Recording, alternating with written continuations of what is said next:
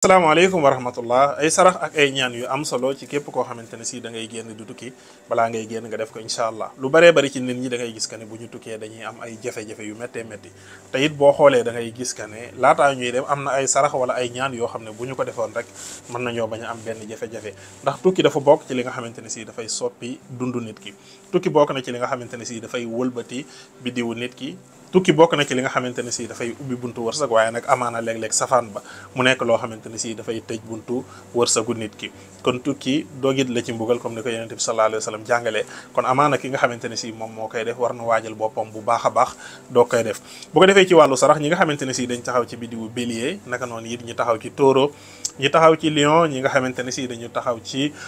biddiw bi nga xamante ne si moom mooy xawsu di sagittaire ñi nga xamante ne si dañu taxaw ci jadd yi juróom biddiw yooyu képp koo xamante ne si da nga ci taxaw balaa ngay tukki mën nga wut ab gàtt nga wut am xar nga lewetal ko bu ko defee nga saraxe ko doogay dem bu la neexee mën nga ko saraxe noonu par ay sam bu la neexee it mën nga ko togg def ko añ nga saraxe ko sarax boobu sarax bu baax la ci képp koo xam ne da ngay tukki nga taxaw ci biddiw yi nga xamante ne si moom laa wax naka noonu it ñi nga xamante ne si dañu taxaw ci biddiwu jawsa di biddiwu semo ak ñi nga xamante ne si dañu taxaw ci biddiwu dalu muy biddiwu verseau ñooñu ñu saraxe ñetti ginaar yu bokkul melo ginaar bu ñuul ginaar bu weex ginaar bu xonq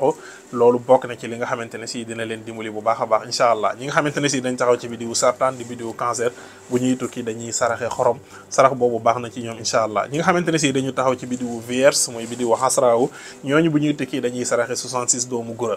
33 yu weex ak 33 yu xonq sarax boobu bokk na ci li nga xamante ne si am na solo ñi nga xamante ne si dañ taxaw ci biddiwu misaan di biddiwu balance ñoom dañuy saraxe li nga xamante ne si mooy natt ñi nga xamante ne si dañu taxaw ci biddiwu xaqarab muy biddiwu scorpion ñooñu ndox la ñuy saraxe ñi nga xamante ne si dañ taxaw ci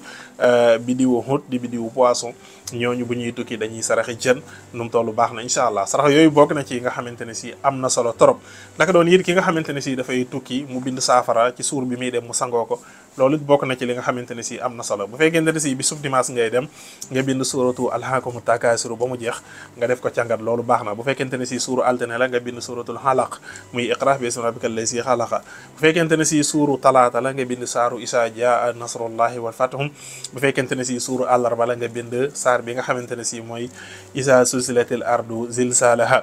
bu fekkente ne si suuru alxames la nga bind suratul fatihi muy inna fatahnaa laka fatahan mubinan bu fekkente ne si suuru ajjuma la nga bind li nga xamante ne si mooy suratul jumuati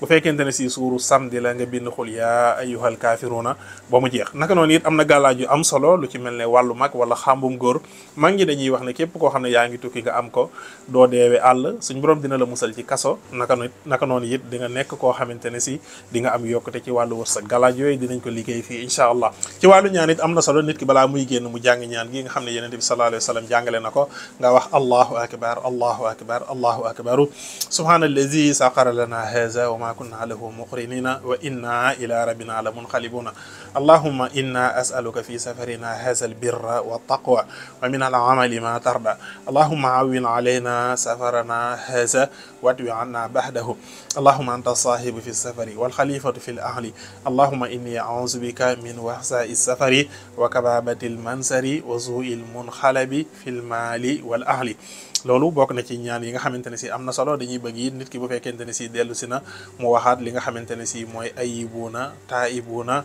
xaabiduna li rabbina xaamiduna mu bokk ci yi nga xamante ne si am na solo kon tukkee ngi noonu ñëpp bëgg nañ ko waaye nag bari waa na ay xéewal yoo xamante ne si mi ci ginnaaw waaye léeg-léeg safaan bi dafa bokk ci yi nga xamante ne si dafay am kon fagaru moo gën faju ñu ngi leen di sant di leen gërëm di leen jaajëfal dig daje ban yoon incha allah waaleykum salaam wa rahmatullahi wa barakaatu